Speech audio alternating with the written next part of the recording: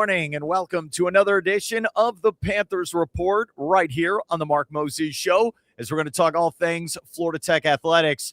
And this fine gentleman, he's very busy, where he does cross-country, indoor track. Now he's got to worry about outdoor track. Yeah, he's the head coach there for the Panthers. He is Peter Mazzone. Coach, how you doing today? I'm doing great. How you doing?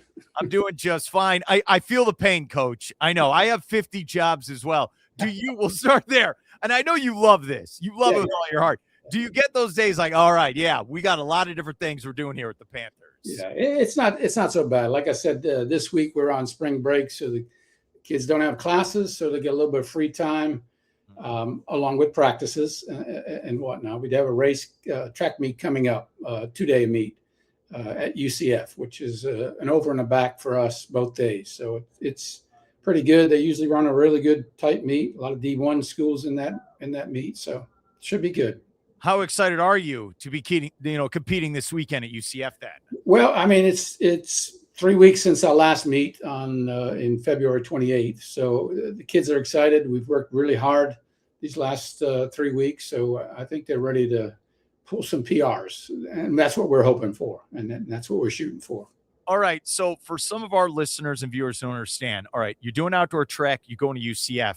How do you guys compete as a team? Like, are there individual races overall? How does it work, Coach? Okay. So for these meets, they typically don't do team scores. Okay. There's only a few meets that'll do a team score, like our conference championship. Our national championship will do a team score. And Embry-Riddle did one on March 7th when we went there. They usually do a team score as well. I think we were second in that meet too, Embry-Riddle. Okay. But typically they don't. You run your race, see how your kids do in how they place and their times, and they go from there. But typically they don't do a team score or post a team score for these things. Okay. Smaller meets like Embry-Riddle, our conference champions certainly will do a team score for sure. How many student athletes will be competing for the Panthers this weekend then? This weekend we'll have about 22. Okay. I have several injured that are coming off injury. Hopefully they'll be back for that October 10th meet. That April 10th meet. Okay. All right, 22 athletes. Yep. As a coach and your coaching staff, how do you try to juggle all that where, athletes need individual attention? Sure. We have a sprints coach, and he does help with, we have 2 throws, but in our conference, there is no throws and there's no field events. It's a Sunshine State Conference. So they will compete in these open meets, but certainly not in our conference championship. But we juggle it. I mean, there's a good 12 to 15 on either side of it. So, I mean, the sprints guys, they handle their own stuff. We have a really good sprints program now. We stocked up a little bit on that this past year.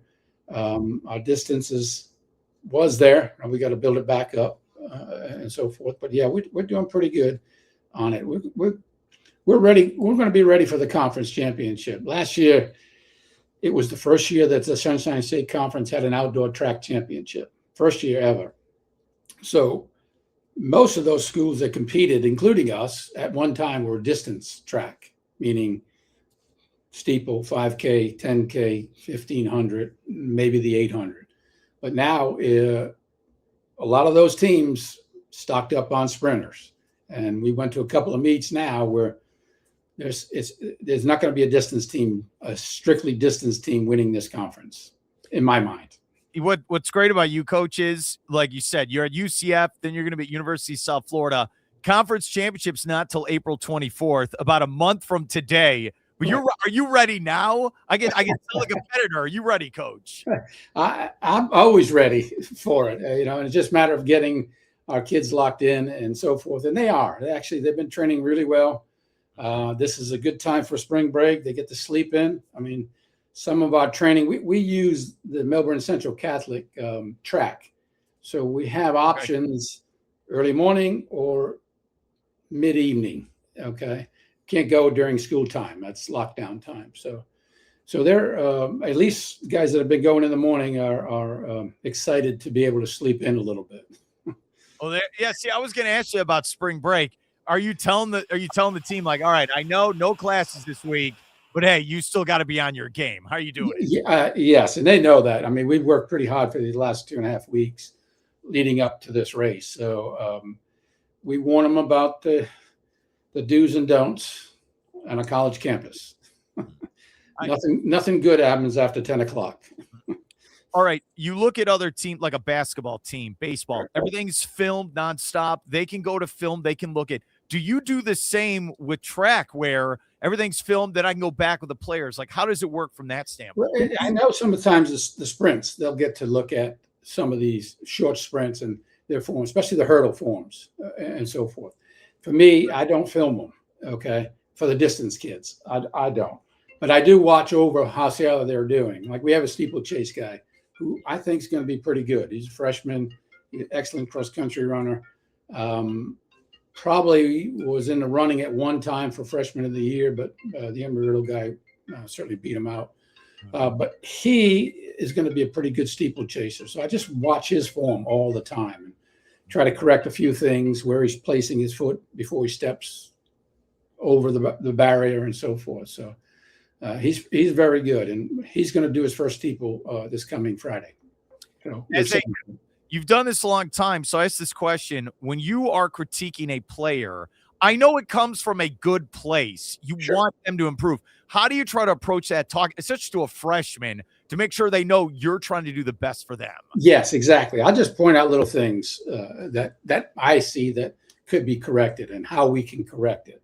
Okay, form is key. How you hold yourself after you come off that hurdle is key. Barrier.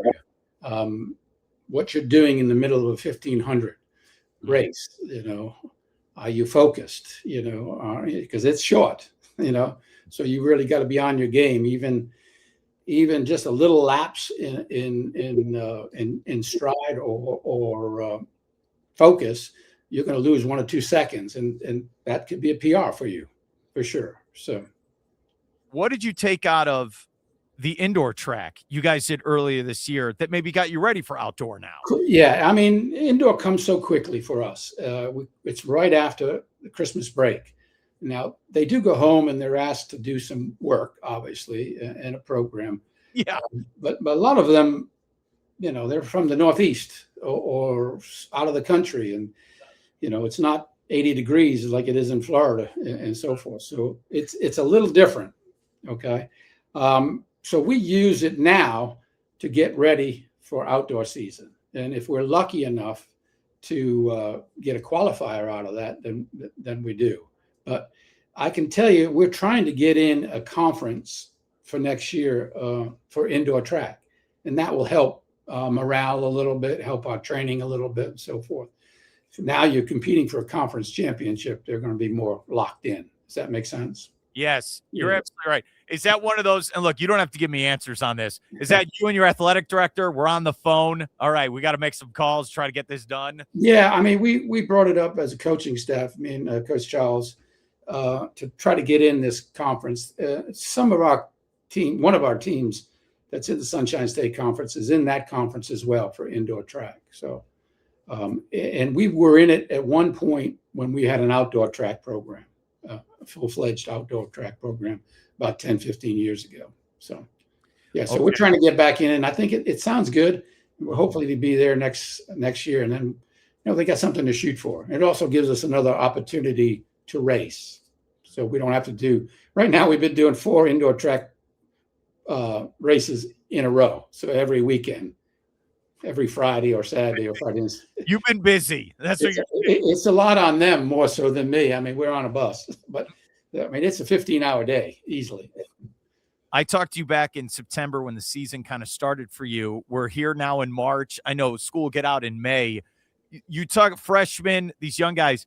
Do you take pride as a coach where you see these guys mature and get better? And even maybe for your seniors as well, do you get that as well? Yes. Well, I mean, right now we have 2 freshmen of the year last year, one in cross country and one in track. They were freshmen, and now they're maturing as sophomores, and they're doing better. Okay, and that's what we're looking for, and they're becoming leaders. We had a really young program last year, and both on both sides, and now they're getting better and better, and they're locked in. That makes sense. Yeah. So Ben Peck was our freshman of the year a year ago. Filippo Besse on the track side was freshman of the year on the outdoor track side. So pretty good news for us, and hopefully we build upon that. We've got a really strong sprints program now. And so does the rest of the conference. They figured it out that it's not going to be just distance. They're going to win this thing this year. I understand. Other teams didn't get the memo that the Panthers should win. All right. I mean, we'll move up, but it won't be a lock. How's that? Recruiting. Is that never ending for you? Because you're always never ending. Yeah. All right. So we've asked this before, but since we're regrouping here with Coach, yep. How do you try to sell Florida Tech to these, incoming possible freshman athletes? It's back in the day, it was tougher because you didn't have internet and that kind of thing. We're talking 80s and 90s. So you relied on calling them all the time. So we get inquiries 50 a day on cross-country kids, distance kids, track kids, sprint kids, throws kids, even women track kids, even though we don't have a women's program now. Yeah. So it's much easier. They're looking for a specific thing, not just track, but the engineering program, the biological sciences program. So we're unique in that sense that those are the kids that are attracting to us. They're academic kids, and they want to continue their sport. So is it easy for us? No, but they'll come to us more than we'll go to them. Does that makes sense? It's a good problem to have. It is a good problem to have, and there's uniqueness in all that. We do have a business program, so we do have a couple of business kids too. And it is Florida, and track thrives in Florida. I mean, There's no bad days. You're not shoveling the track in February and March to get on it. Okay, here's the tough then.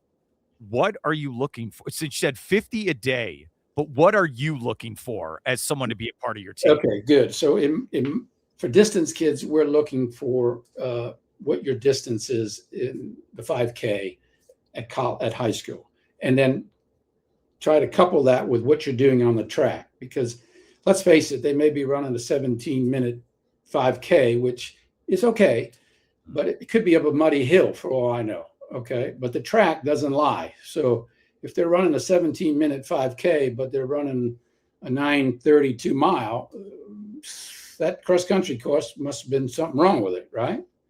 So every cross-country course is a little different.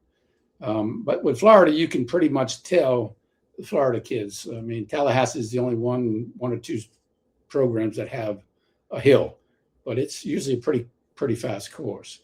But the track doesn't lie. So if you get that same distance kid, for instance, that has a great time on the track in the 2 mile, that's the kid you want to look at. Okay. Can we make that as T-shirts? The track don't lie. The track doesn't lie. Track doesn't lie. Florida Tech. That's what I need to make this for you and me. I like it. There you go. Hey, all right. So today, as we're doing this, it's only Tuesday. You guys are getting ready for UCF. Not a far drive from here. No. Friday and Saturday. All right.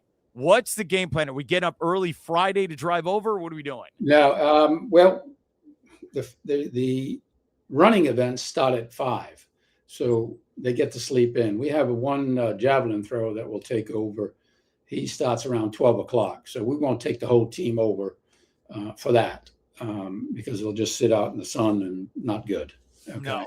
So we'll get there about 3 o'clock, 3:30.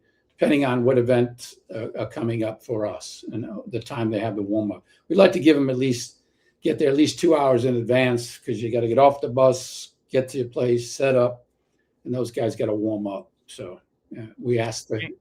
The game plan, you're like, we'll sleep Sunday if we have to. All right. Well, and then Saturday, we'll drive back on Friday night, and then Saturday, we'll get over there for a 12 o'clock start. So we'll get there around 10 o'clock. We'll eat breakfast here and then move on. All right. Yeah, they're going to be taking on UCF coming up this Friday and Saturday, then South Florida April 10th. Conference championship coming up in Daytona 424. We'll end with this, a fun question for you. Sure. Don't worry. It's a fun one. Okay. the Olympics will be in Los Angeles in 2 years.